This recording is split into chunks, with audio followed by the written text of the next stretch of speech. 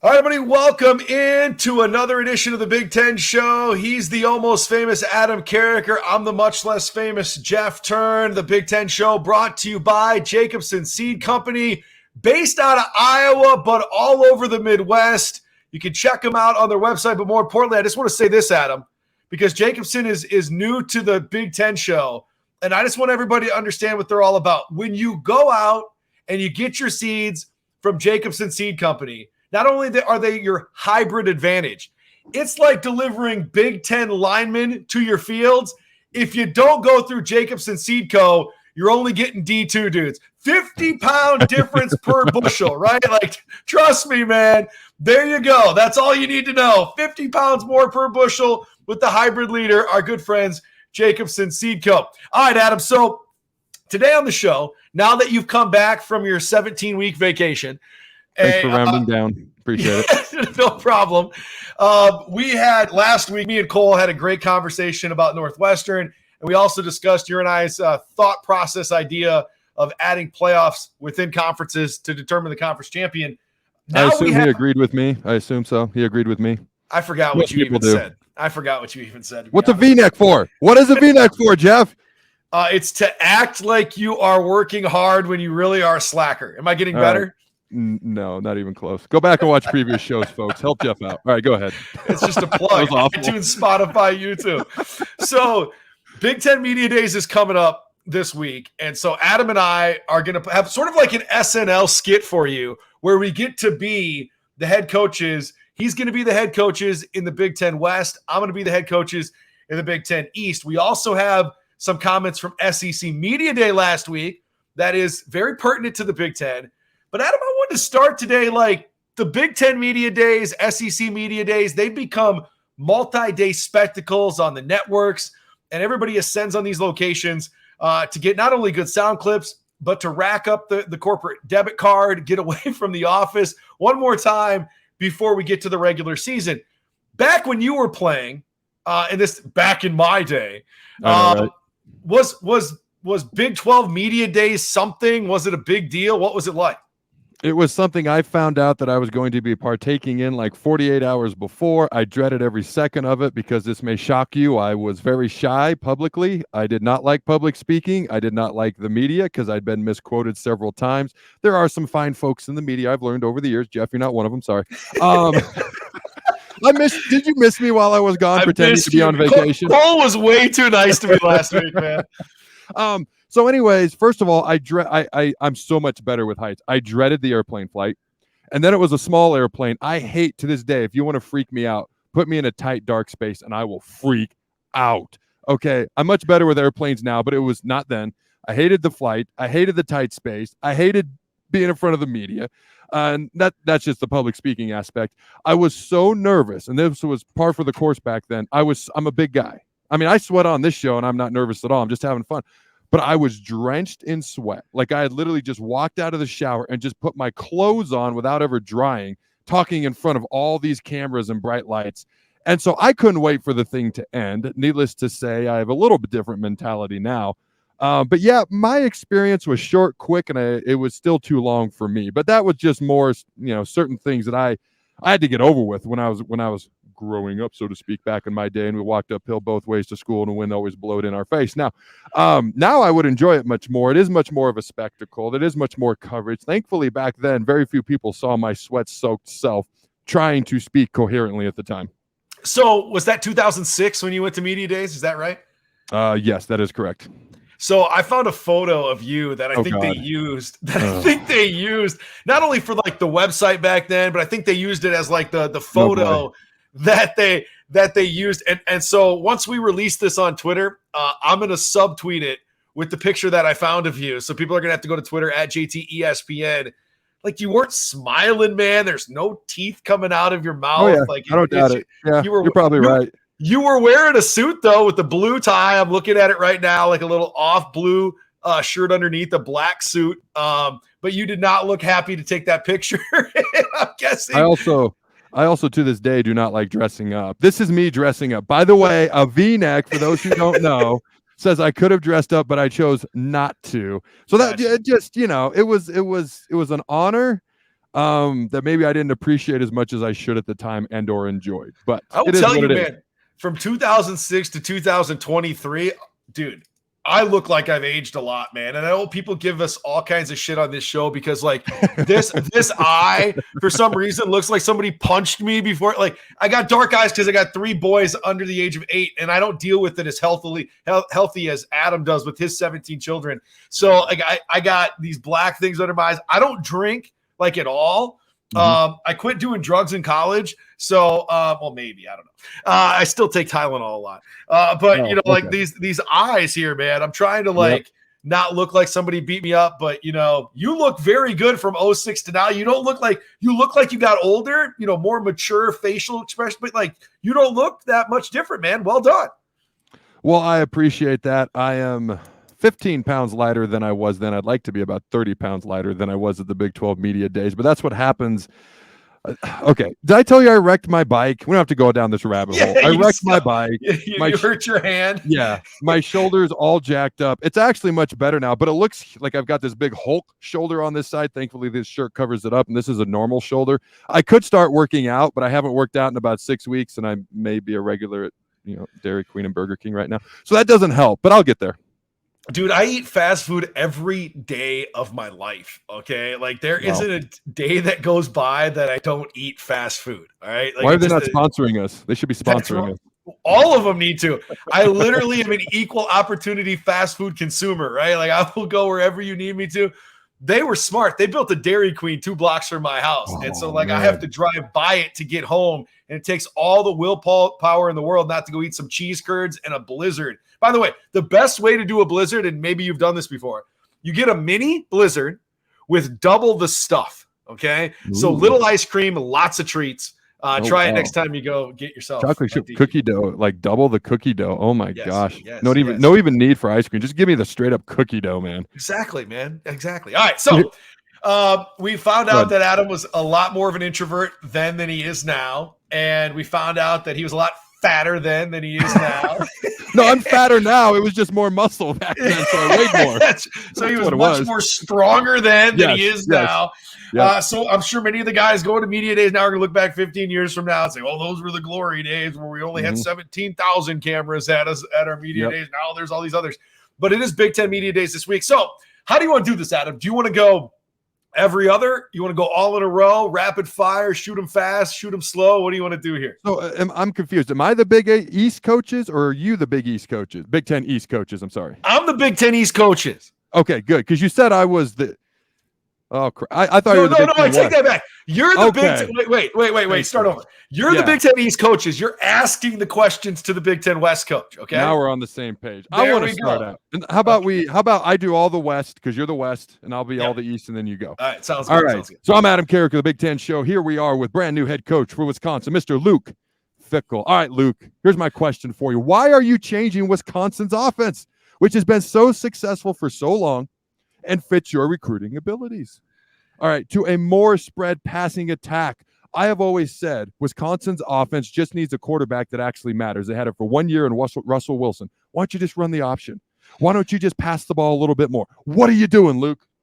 All right, so I think a lot of times in life, people get stuck in their ways and they find themselves behind the 8 ball. And I'm going to take a friend of mine, Elon Musk, for example, okay? And Elon is the innovator that's created Tesla and has now bought Twitter. And he could have stuck with the bird and he could have gone with the blue symbol and he could have done all of that. But he decided we're going to make some money. We're going to get rid of the bots. We're going to start charging for Twitter Blue and we're going to go to X, okay? We're going to go to X, all right? Throw them bows, baby. All right, what up, Nebraska? So listen. In Wisconsin, I think that we have missed out a lot of times on athletes that we typically could have got, but they knew the style of offense we had wouldn't fit their skill set. I'm going after everybody's players, right? Like I'm going to the Southeast. I'm going out West. Wisconsin is a great football program. And now we can get great football players that are athletic, that can stretch the field. And we're going to do things a little different. Doesn't mean that we're not going to have a great offensive line and a great defensive line, but we're going to have playmakers on the outside and have a different philosophy offensively. It worked for me at Ohio State. It worked for me definitely at Cincinnati. And I believe it's going to work for us here at Wisconsin as well. Shout out to the X. Dude, that was a great answer, and I did not know that Luke Fickell and Elon Musk were such close friends. That's what I took away from there. He drives a Tesla every day in Madison. All right, now I'm speaking to Iowa head coach, Mr. Kirk Ferentz.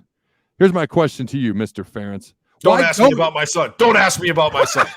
I was going to, but I'm trying to do something a little bit different. So I'm going to indirectly ask you about Good job, Adam. Good job.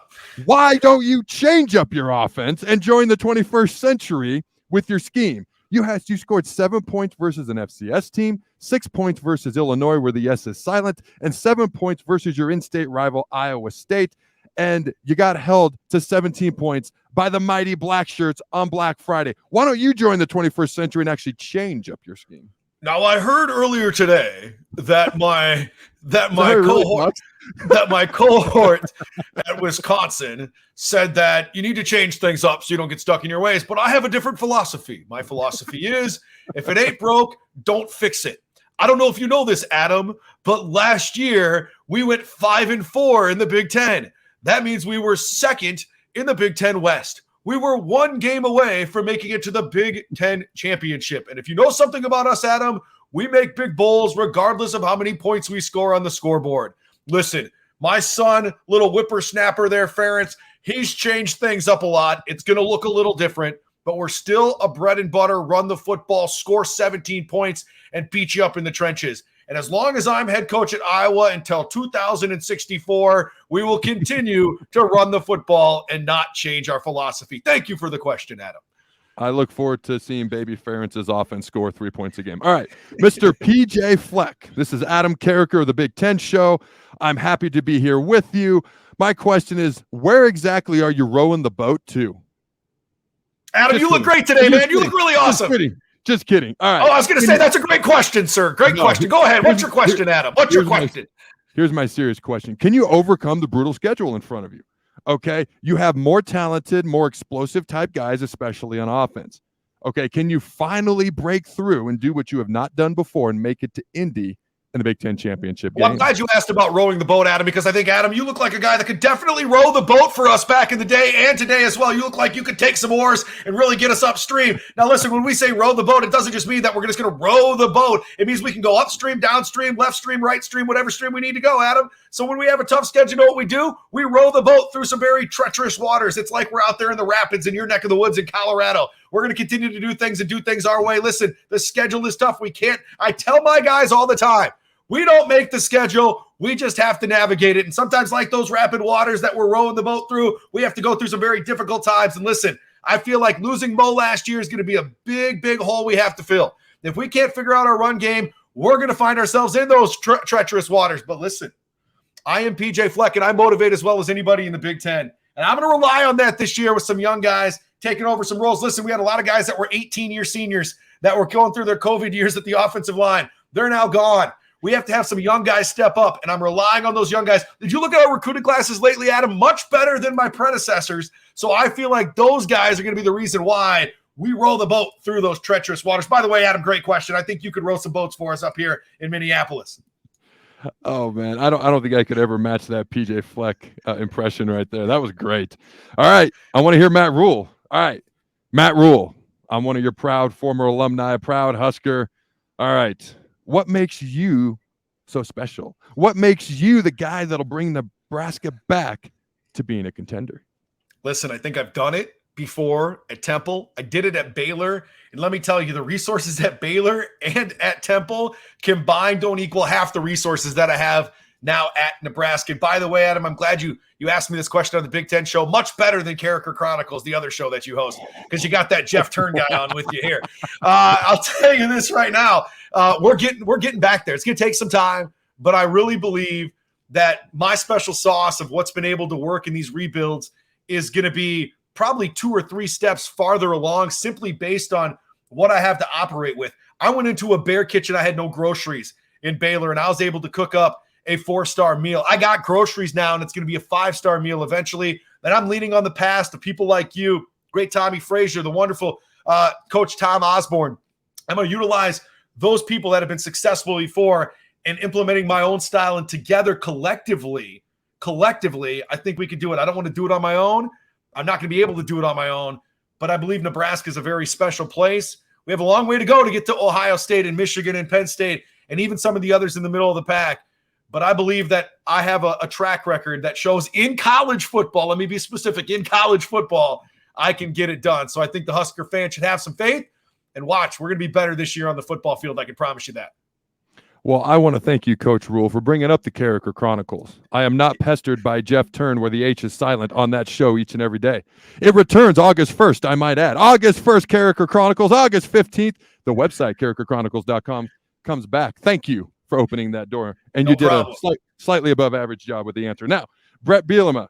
All right, here's my question for you, Coach Bielema. Why were you so good at Wisconsin and Illinois so far, but so bad at Arkansas? Really? We're going to bring up my past mistakes. Adam, let me tell you. Yes. I've watched some tape of you at Washington, and it wasn't as good as it was at St. Louis or when you were at Nebraska. So it was great. I'm going to tell you right now, we all have our moments where we weren't as good as we once were. But listen, sometimes you need a third chance, and it's not the second chance that gives you the opportunity to be at your best. And I just think the Big Ten fits me better.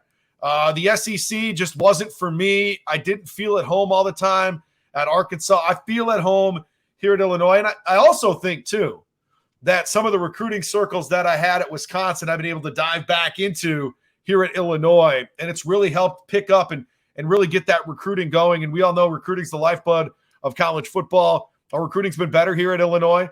And I think just a few wins, too, it re-energizes a fan base that I know we don't have the same numbers as Ohio State and Michigan on every given Saturday, but we do have a passionate fan base. And I think that is rejuvenated.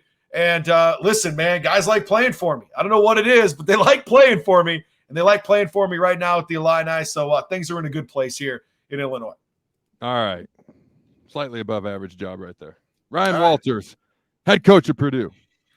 Purdue has historically been known for their offense. Drew Brees, et cetera, et cetera. But you're a defensive guy. Your former head coach just took all the credit for your defensive success last year at Illinois. All right.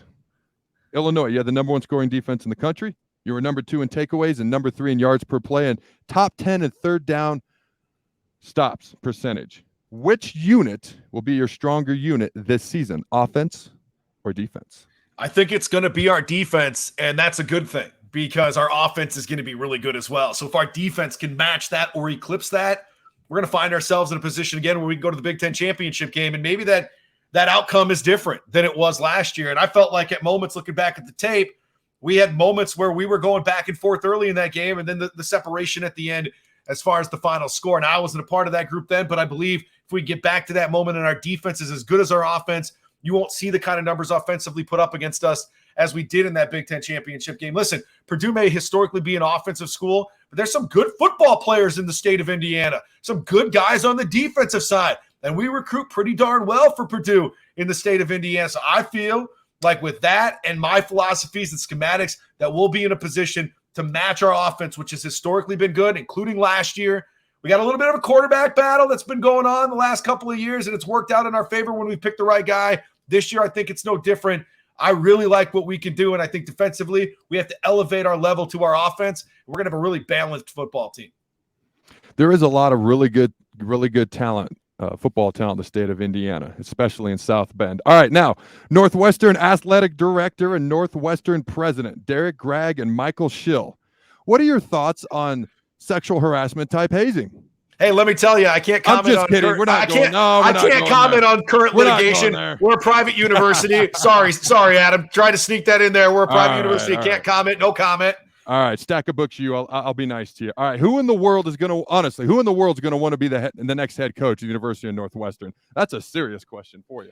Here's the answer to that. Have you seen the $800 million facility that we're building? Have you seen the shores of Chicago? Have you seen how many people, when we are good, want to support us financially at Northwestern? Listen, Adam, you went to Nebraska. You know about resources, and we're building resources at a university that is all about academics and excellence on the field. We got to do better. That's clear with what's currently going on. But with the resources that we have, and listen, on a Saturday when Ohio State comes to town or Michigan comes to town and we have a good football team on the field against them in that state-of-the-art facility, people are going to like it. And have you seen our athletic facilities outside of that with regards to training? It is top-notch, man. We are utilizing the technology that many of our wonderful Northwestern student athletes have created over the years, and we're implementing it into what we have now at Northwestern. Listen, it's going to take some time. We're not going to flip the switch and be a Big Ten contender, but we're putting the foundation in place to be better on and off the field. So I can tell you, if somebody wants to make some good money and be a head coach, right now we're making a lot of money in the Big Ten. They can come make it here at a wonderful institution academically and on the field. Well, my advice would be to keep the student newspaper as far away from there as you possibly can. All right, your turn. Your turn, my friend. That is good.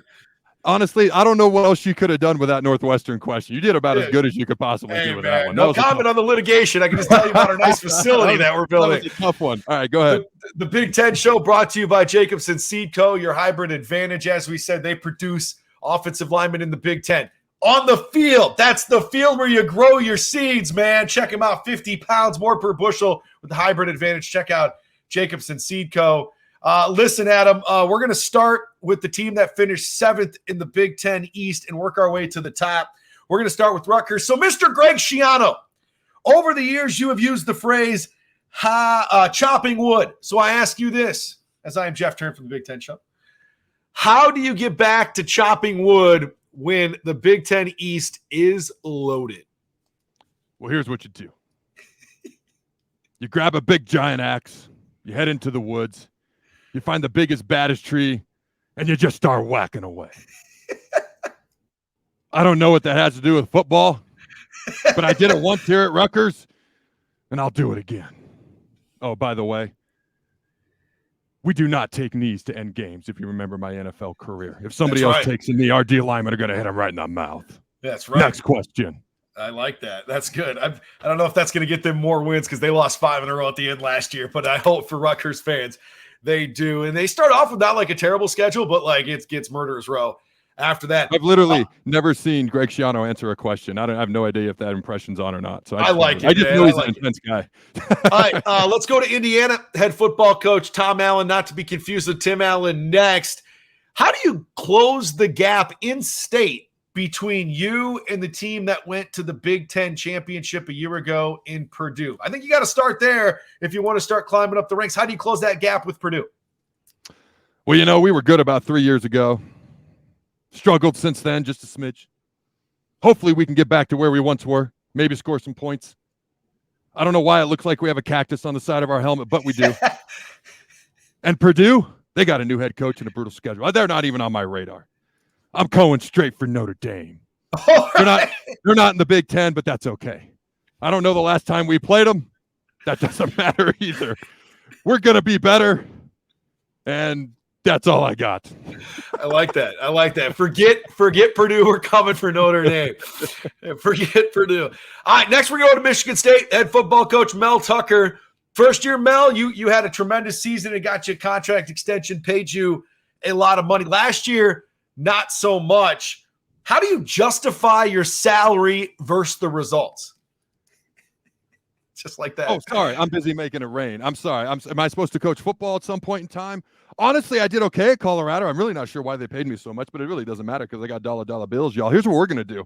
We're going to go up to Michigan. We're going to start a fight before the game, after the game, in the locker rooms, outside the locker rooms. I don't know if we're going to win, but we're going to fight. One way or the other. They're going to bring an octagon down. Dana White's going to be there. He's going to cut a promo. Then Brock Lesnar's going to come out of nowhere. He's going to F5 Jim Harbaugh. Again, we might win or lose the football game, but this is what's going to happen in between, sometime at halftime, before the game, after the game. I don't know when. And in the meantime, make it rain, y'all. Michigan State 3-6 last year in the Big Ten, 5-7 overall. Mel Tucker makes a lot of money. They got to play better football than that. Next, we're going to go to Maryland. Mike Loxley. Good to see you, Mike. Had a historic season for your resume last year. 8-5 overall, 4-5 in the Big Ten, 4th in the Big Ten East. What is the ceiling for this program this year and beyond? Well, let me tell you something, brother. I don't know why Hulk Hogan just came out. Well, let me tell you something, brother. We got these 24-inch pythons, and what you gonna do when our NASCAR helmets run wild on you? We almost beat Ohio State. It was a dream, and then I woke up because, of course, we didn't. But the ceiling? Hey, we went to the Orange Bowl in 2000, 23 years ago. Brother, I slammed Andre the Giant in 1985 or 88 or 89. I don't remember. I tore every muscle in my back. I've had 13 back surgeries since. You know what we're going to do? We're going to go 8-4 because that's what we're going to do. In the Orange Bowl, we'll get there in another 20-some years. Obviously, it won't be a year when the CFP is there, but we'll be there at some point. All right, that's good. That's a good ceiling. That's a big ceiling down the road. 23 years from now, that's a good ceiling to go to. Let's go next to James Franklin, 11-2, Penn State a season ago. James, I got to ask you about your quarterback. How does the potential play of your quarterback even the playing field against Ohio State and Michigan, two teams you're chasing and two teams that you play this year? Well, let me tell you something as I adjust my glasses. We got one of the most talented quarterbacks in the country, highly recruited, hasn't played hardly at all because we played our 85th year senior last year. We got about 18 running backs that are all talented, so they're going to end up transferring because they can't all get the ball enough. But here's the deal. We play absolutely nobody outside of Ohio State and Michigan. And so because of our easy, soft schedule, we're going to be ahead of Ohio State this year. Now, as far as Michigan, we're going to play them close, and then they're going to run for 1,500 yards in the fourth quarter, just like they did last year. But somehow we're going to find a way to win. We're going to win the Big Ten East. We're going to go to the Rose Bowl or the CFP or whatever. We're going to do something, but here's the deal. We have a really talented team in all seriousness. We got an easy, soft schedule, and we're going to take advantage of it. And somehow we're going to leapfrog Ohio State, and we're going to be right there with Michigan. And whether we show up in the fourth quarter or not of next year's game, I have no idea. But maybe your quarterback can help out. Maybe your quarterback can help out with that, James. Maybe we'll put in the triple option. They won't know what hit them. There you go. Let's get next to Ohio State. Ryan Day is joining us now on the Big Ten Show, brought to you by Jacobson Seco. Listen, Ryan, I don't want this question to be insulting because you've had so much success and you're a perennial national champion contender. But are you guys a sleeping giant in 2023? You just lost C.J. Stroud and others. We're always good. We're the most talented team in the Big Ten. How dare you insult me with this question? Did you not see what we did to Georgia? We beat them. Had they not called timeout right before the fake punt? We had them beat. We had them on the ropes. Did you see what they did to TCU? 5,000 and -400. It was an embarrassing national title game. My question is this. Jim Harbaugh, the khakis, I just can't handle it. Every year, they just smack me right in the face with the khakis. The fourth quarter, just like Penn State. What are we going to do in that fourth quarter? Hopefully it doesn't snow. I really hope it doesn't snow. I still have nightmares about Aiden Hutchinson. But we're the most talented team. Somehow, some way, we're going to finish second in the Big Ten East. Final question to Jim Harbaugh, head coach at Michigan. Two-parter. Do you have any other colored khakis other than khaki?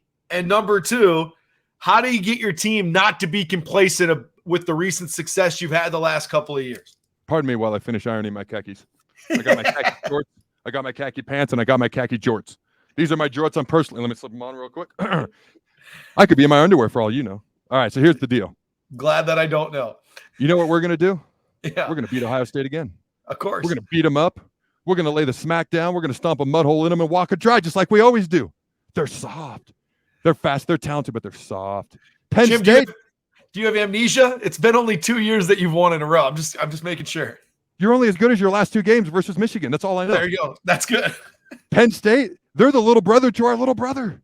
They're like the rejected stepbrother. We're not worried about Penn State. And of course, once we get to that Big Ten championship game, it doesn't matter who we play. We're going to win 50-0, and then we're going to lose in the first round of the college football playoffs because it's what we do. Now, how do we stop from being complacent? I'm working on that. Okay, that's good. You got time. I'm working on that. But here's what we're going to do. We're going to beat the stepbrother to our stepbrother, and then we're going to beat our little brother, and then we're going to go to the Big Ten championship. We're going to go to the CFP, and hopefully, we can actually stop the other team for once, because Georgia ran all over us a couple years ago. TCU scored 1,000 points. Our defense will be better. I promise you this. I promise you. There you go. There you go. Live shot from the media days before the media days happen here on the Big Ten Show. Well done, man. I like the ironing the khaki. You too. I was cheesing out, man. That was good. I don't know where Hogan came from. That legit I just started talking and it came out, dude. I'd love to see Mike Loxley actually do a Hulk Hogan, man. Maybe we can get him to do that. We have him one day on the show. Real quick before I get you out of here, man. Joe Milton, former Michigan quarterback, preparing for his first full year at Tennessee as the starting quarterback. He was at SEC Media Days in Nashville last Thursday. Asked about his experience in the Big Ten with Michigan as it compares to the life in the SEC. And I'll paraphrase here, but he said, the difference between the Big Ten and the SEC, when I was at Michigan, we had my guy Aiden Hutchinson. In the SEC, it's guys his size the whole time. That's the whole D line. He went on to say, guys, they may be 200 plus, right? But they're running. Those guys are running. He talked about them catching him much faster in the SEC versus that of the Big Ten. He said, for example, my first, let's say, big SEC game, I won't mention who it was, but I was running. I saw the goal line. I was so happy. I'm thinking that I'm going to score right. I just feel a big old hand come across my visor. I just went with it. At the same time, I was thinking, this game is real. Those guys in the SEC can run, and they're fast. What do you think about his comparison, especially sort of on the defensive line there, from guys in the SEC to the guys in the Big Ten? I'm not surprised. Whatever conference you're in, you're going to use a wrestling term, put that conference over, so to speak. So every year when we go play an SEC team in the bowl game, we played Ole Miss when they still had Eli Manning. We played Auburn in the Cotton Bowl my senior year. It was always, oh, the Big Ten's big and slow versus the SEC has all this speed. That's always the narrative. So, of course, he's in the SEC. So he's going to put over the SEC conference, and he's going to talk about the speed. It's just like the Rose Bowl back in the day. The Big Ten was always big and slow. Okay, and if you're a Big Ten guy, the Pac-10 guys or Pac-12 guys were always fast and soft.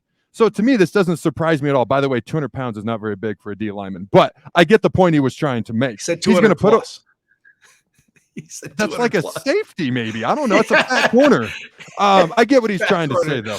But my point is simply this: he's going to put over the conference he's in, and whenever anyone talks about the SEC, they talk about speed. So this is none too surprising to me. What about you? I think he's right on point, man. I think it's reflected in the NFL draft at those position groups when you see the defensive line numbers and the offensive line numbers and even linebackers, man. I mean, that just so fast, and NFL guys start salivating over that when they're trying to evaluate them. So yeah, I mean that doesn't always mean like, and I think the one thing too, you may agree with me on this, Adam, but sometimes you may have all the athleticism and the speed, but you're not a smart football player, and I think you get some really smart football players in the Big Ten that may not have the same athleticism as those in the SEC, but they find themselves having 10-year-long careers in the NFL after having really successful careers at, pick whatever Big Ten school you want as well. So yeah, I think you're right too. I mean, if I'm in a conference now that I wasn't in before, I'm not going to be like, yeah, these guys are easy, man, and then that's why I'm playing so good. It just makes you sort of dilute your success. So interesting. And we'll get some great quotes, I'm sure, this week that we can react to next week from Big Ten Media Days, but none better than the answers that we just gave you here on the Big Ten Show. Again, the Big Ten Show brought to you by Jacobson Seed Co., jacobsonseed.com.